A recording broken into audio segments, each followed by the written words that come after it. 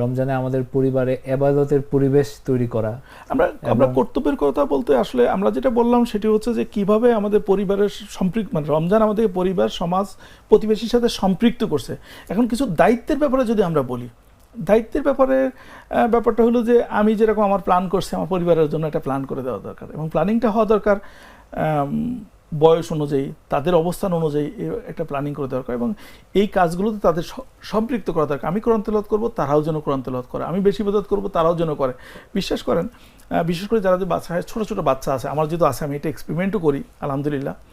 তো বাচ্চাদেরকে দেখেন, ওরা খুব আনন্দ নিয়ে এই কাজগুলো করে। ওর উপরে কিন্তু নামাজ ফরজ হয়নি, হয়তো আমি দেখা গেছে তার জামা কাপড়ও হয়তো পবিত্র অতটা রক্ষা করতে পারছে কিনা আমরা জানি না, অনেক সময় পরিবর্তন করতে চায়, করে না, দৌড়ে এসে নামাজের কাপড়ে নিয়ে বসে যায়, খালি গায়ে অনেক সময় নামাজে বসে।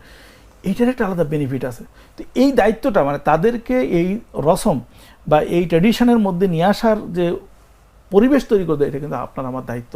ফলে অনেকগুলো কর্তব্য আছে। এরপরে ওই যে প্রত্যেকটা জায়গায় তাদের একটা পার্টিসিপেশন তৈরি করে দেওয়া, তাদের ইনভলভমেন্ট করা, এটা আমাদের দায়িত্বের মধ্যে পড়ে। সালাতের ব্যাপারে বলা হয়েছে যে যখন তাদের 7 বছর বয়স হয়, তখন তাদেরকে অ্যাটলিস্ট উদ্বুদ্ধ করতে যে এই কাজগুলো করতে হবে।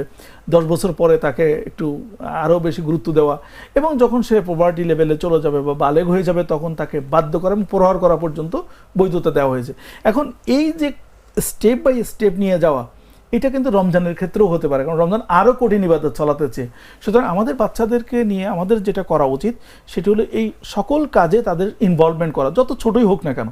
তাহলে সে আস্তে আস্তে মেন্টালি একটা গ্রো আপ করে উঠবে যে আমার এই কাজগুলো করতে হবে। যারা একটু 7 বছর 8 বছর, আমি তো দেখি যে আসলে পরিবেশ কী জিনিস, যে আমরা ছোটোবেলায় তো খুব রাগারাগি করে আমরা রোজা থাকতাম, আব্বা মা আমাদেরকে জোর করে রোজা ভেঙে ফেলাতো।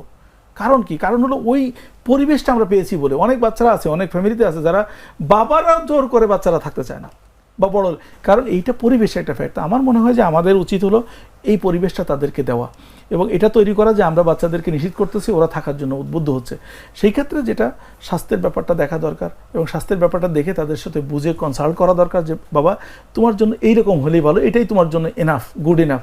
তুমি যখন আরও 2 বছর পরে যাবা, যেমন এবার আমার বাচ্চাদেরকে বলে দিচ্ছি, বড় ছেলে ওর যেহেতু 12 বছর বয়স হয়ে গেছে, ওর রোজা থাকবে সবগুলো। যে পরে মেয়ে আছে, ও বলছে আমিও থাকবো, আচ্ছা ঠিক আছে তুমি যতটুকু পারো। ছোটোটা বলে আমিও থাকবো, আচ্ছা থাকো যতটুকু পারো। এই যে প্রবণতাটা আমি তৈরি করি, এটা হলো আমার দায়িত্ব বাবা হিসাবে। ফলে যদি বাচ্চারা রোজা থাকতে চায়, আমরা তাদেরকে নিষেধ করব না, তবে তাদেরকে কাউন্সিলিং করে শর্ট করে নিয়ে আসবো, এবং রোজার বাইরে যতগুলো কাজ আছে, এই কাজগুলো তো প্রত্যেকটা কাজই আনন্দের, সেই আনন্দের পূর্ণ কাজগুলোতে ইনভলভ করাবো।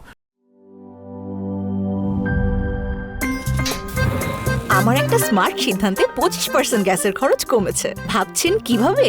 সাধারণ গ্যাস স্টোভ বদলে আমি এনেছি আরএফএল গ্যাস স্টোভ। এর সাইন্টিফিক নজল ও ব্রাস বার্নার ক্যাপ সমানভাবে তাপ ছড়িয়ে রান্না করে দ্রুত, তাই গ্যাসও বাঁচায় 25%, টাকাও বাঁচে 25%। আরএফএল গ্যাস স্টোভ নিরাপদ ও গ্যাস সাশ্রয়ী।